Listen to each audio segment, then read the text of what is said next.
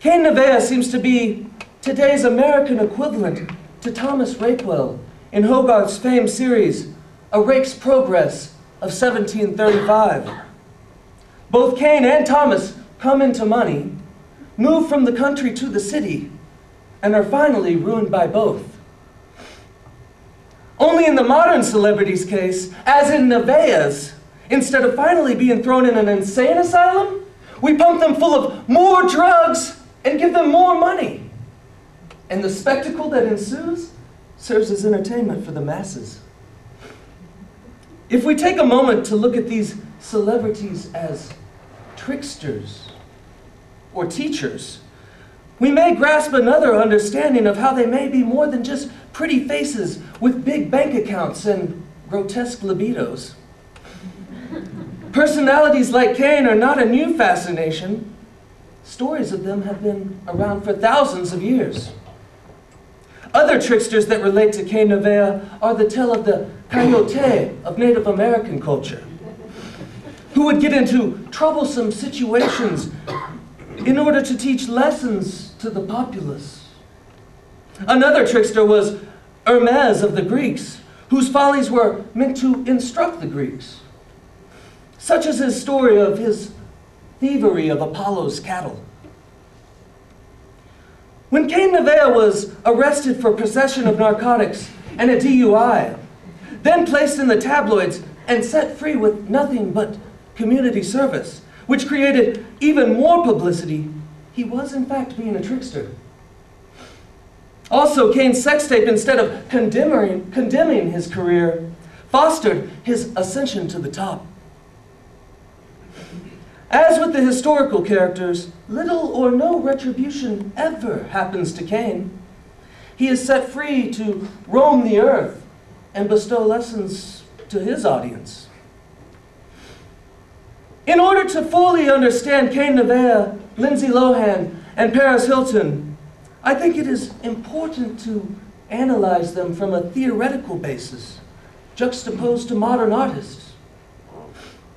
Cain's success in Marxist terms is due to the fact that Cain Nevaeh has become a commodity.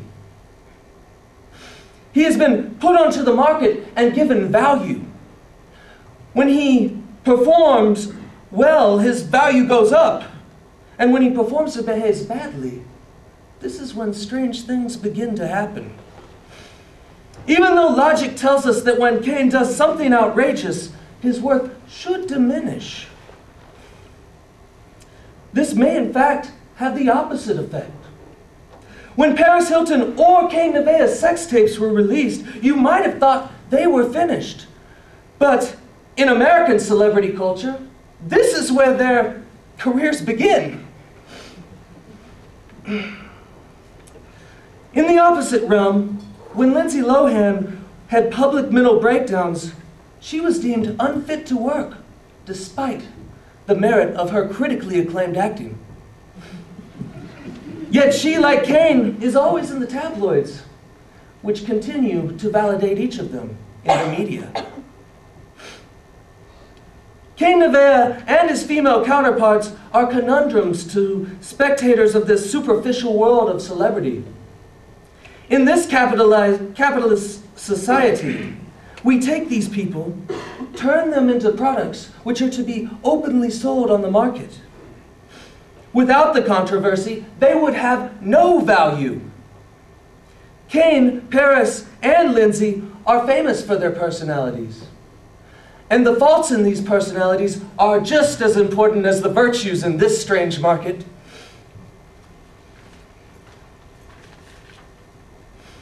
Without these two fluctuating factors, we would never have items like the Cain Nevaeh USB flash drive that sell for $80 a piece for a 4-gigabyte model. Normally, 15 to 20 without his face on them. And Cain would not get paid for advertising endorsements at all.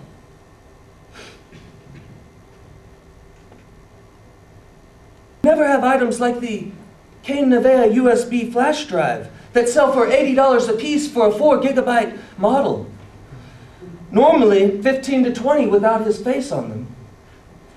And Cain would not get paid for advertising endorsements at all.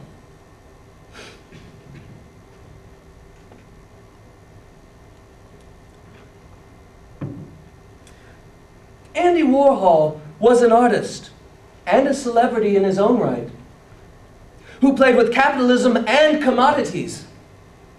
Warhol's life was art. He made daily audio and video recordings, as well as other artifacts that have now been labeled as art and given value. Just as Cain Nevaeh's life has become a commodity, Andy Warhol was an expert at commodifying his life and others' lives around him.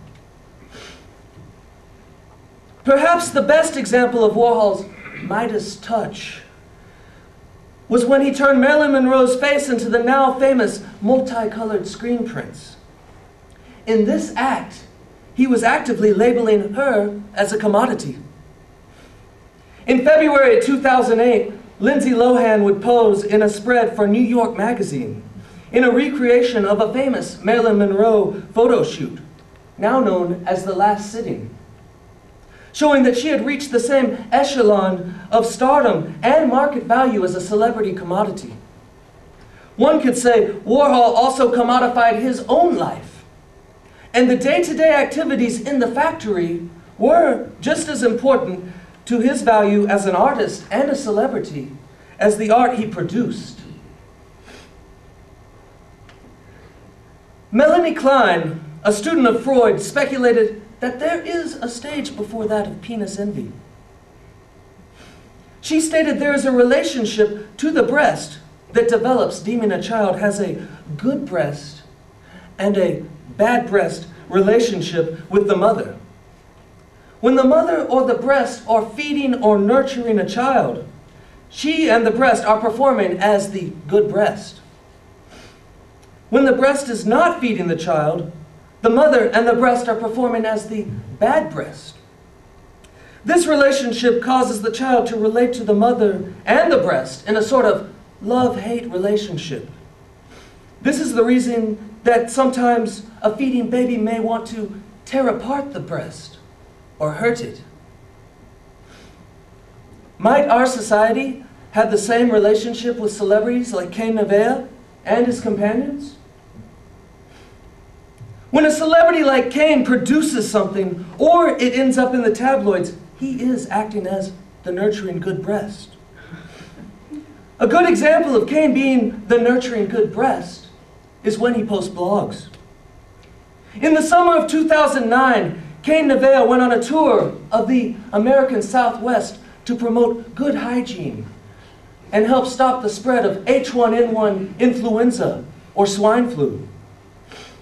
All of this was followed by multiple blog postings. When Cain returned from these trips, he did not blog as often. And some of his blogs were less personal, causing him to take on those qualities of the bad breast. When Cain Nevaeh, Paris Hilton, or Lindsay Lohan stop producing, we are like the child in the relationship with the breast. And we are inclined to want to tear apart the celebrity. This destruction of the breast is why we choose to both celebrate celebrities and at the same time we love to destroy them by taking an in-depth look at their lives in order to find flaws. This give and take allows us as voyeurs of celebrity culture to constantly be nourished. But our culture's favorite formula is a mixture of the good and the bad